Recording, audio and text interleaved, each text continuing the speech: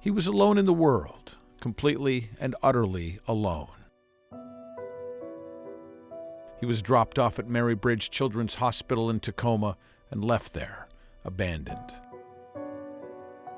There had been fluid around his organs in the womb. 90% of the time that happens, babies are stillborn. He had chronic lung disease from the very beginning, and in the first 2 weeks of his life there was bleeding in his brain twice, which led to cerebral palsy. This baby fought very hard to stay alive. Normally, the state has people that visit abandoned babies to offer human warmth, but Oliver, Ollie as he came to be known, somehow slipped through the cracks. For the first 3.5 months of his life, nobody came to visit, only the doctors and nurses who cared for him. And then one day, this woman, Sarah Strodes, came in and saw him, and everything changed. I walked into his room. I saw this adorable little baby hooked up to all these cords and wires, and he had oxygen and a feeding tube, and I picked him up and we just locked eyes, and it was a magical moment. And and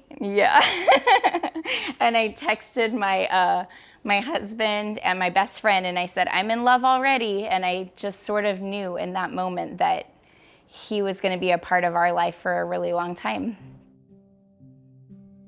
You know, what you're talking about is love at first sight. Yeah, I believe that.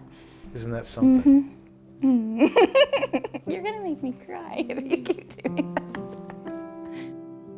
Sarah and her husband Dave took Ollie home as a foster child. He needed 24-hour oxygen support. He had a feeding tube and 2 holes in his heart. And then eventually, this happened. The Strodes formally adopted Ollie into their family. Well, Dave and I were high school sweethearts, and I remember one day in the hall talking to him about, like, I'm not going to marry you unless we decide to adopt children. I'm a very, I don't know, I always have a plan.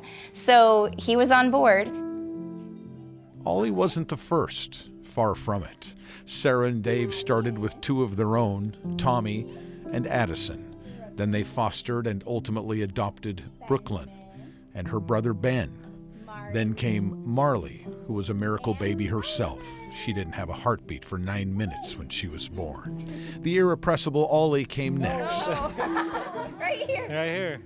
It's a very sacrificial thing to take on a lot of children and then have medical things on top of that. It is, like, we're exhausted every day, but it's worth it. And I don't know, I just feel like this is our calling. We have it on our hearts to help anywhere we can. So if we see a child in need, and we feel like our skills and our expertise can help that child thrive in life, we'll do it, and we'll take advantage, and we'll help in every way possible. It's not always like what that child does, right? It's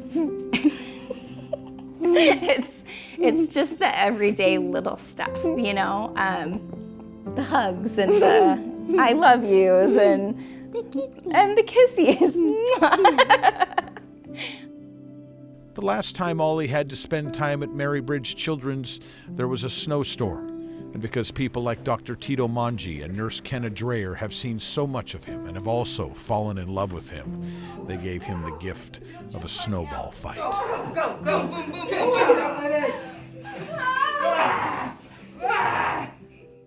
Ollie, what do you want to be when you grow up? Be a doctor.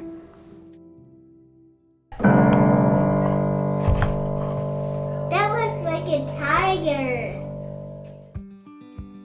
We asked Ollie's sister Marley to describe him.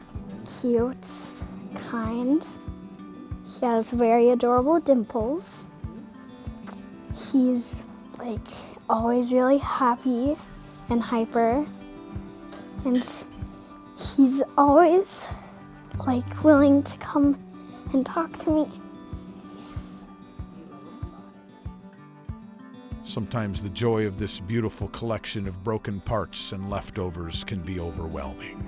It is a chaotic home. Everyone, why don't you guys sit down? A home full of laughter and silliness and much happiness. This is an amazing family full of amazing children, resilient children, happy children, that we are very honored and proud to call our own. It exists, all of it, because two people in the world figured out somewhere along the way that their capacity to love has no limits. It is immeasurable.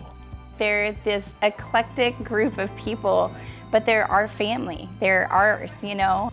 Just ask Ollie, who will never, ever be alone again.